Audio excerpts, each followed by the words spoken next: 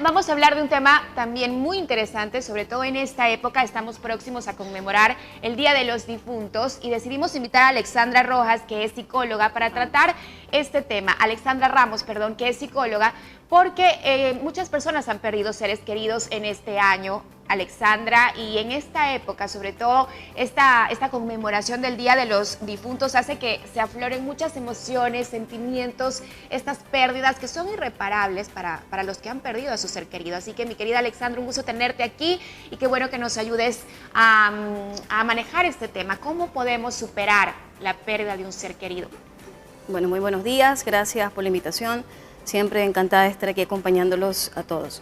Bueno, el tema de la muerte es un tema bastante incómodo, difícil, complicado para manejarlo para el ser humano realmente, porque, bueno, aunque es parte de la vida, no estamos regularmente preparados realmente para eso, para perder a alguien que uno ama muchísimo.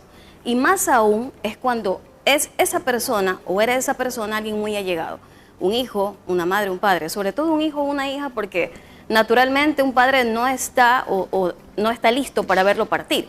Entonces, cuando hablamos de la muerte, podemos recordar que se habla de muchas o de varias fases, en este caso 5, que es la primera, la negación, luego viene la ira, la negociación, la depresión y por último la aceptación. Pero cuando hablamos de aceptación, no es que realmente aceptamos la pérdida de un ser querido, sino que aprendemos a vivir con ella. En esta época de emergencia sanitaria, vivimos una particularidad. Necesitamos una especie de cierre cuando vivimos algo difícil, entendiéndose que duelo no solamente se ajusta a la muerte de un ser querido, sino al término de algo, a la pérdida de algo. Y siempre necesitamos como ese famoso cierre de ciclo o una despedida. Y hemos estado muy habituados a este ritual del velatorio, del sepelio, porque es una manera de despedirnos y realmente ver esa partida de esa persona que uno amó tanto, que claro, es difícil, pero es parte de ese proceso. De ese proceso también tenemos nuestras propias tradiciones. Sin embargo, justamente por la época de la pandemia, muchas personas no pudieron realizar este sepelio, este velorio, este entierro. Todo fue tan frío, Alexandra, todo fue tan distinto. Incluso ahora, por las medidas que se están tomando justo para evitar que este COVID se siga prolongando, o se sigue expandiendo, los cementerios también pues estarán cerrados. En ese sentido, ¿cómo gestionamos las emociones cuando no se ha dado este cierre que tú mencionas, que estamos acostumbrados? Sí, el proceso en cada persona es diferente. Les mencionaba el tema de las fases, que no necesariamente se ajusta a todo ser humano, pero aproximadamente es lo que se conoce. Sin embargo, en esta época lo importante es recordar que, aunque sentimos esa necesidad de estar solos, es mejor no aislarnos, porque realmente ya de por sí la situación es difícil. Estar solos, que es cuando perdemos a alguien, sentir el calor, la calidez de otro ser querido, de otro familiar, es sumamente importante para sentirnos apoyados.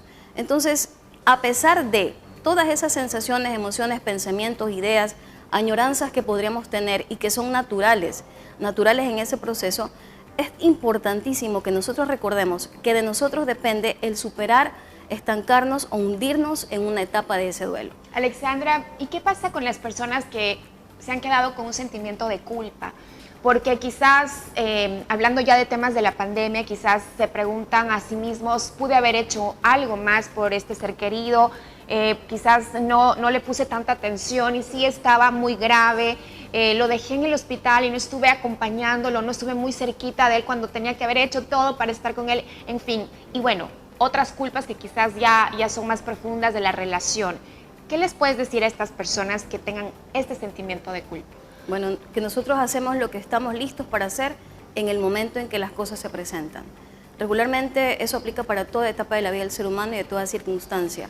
Lo que hacemos en el momento es lo que nuestra alma tiene en ese momento como recurso o como herramienta para atender esa situación.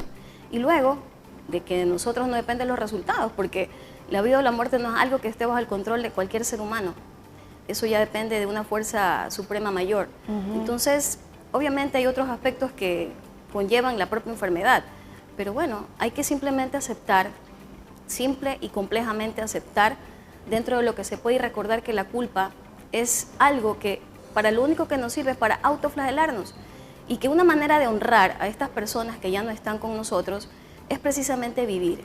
Claro. Vivir y recordarlos, compartir con la familia, conversar. Mira, esto es algo muy útil que en este caso de por la emergencia sanitaria no poder compartir muchas veces estos rituales muy propios de nuestra cultura, como les decía, el velatorio, el sepelio, pues bueno, reunirse en familia, tal vez no presencialmente, porque a lo mejor uno está en una ciudad, uno está de pronto con síntomas y no se pueden reunir físicamente, pero recurrir a estas herramientas virtuales y tecnológicas para acompañarse. Lo importante es acompañarse, y otra cosa que nos sirve muchísimo es hablar. Es algo, mira, mágico, el expresarnos, el darle palabras y sonidos a nuestras emociones, es algo que nos sirve muchísimo y es algo que no cuesta.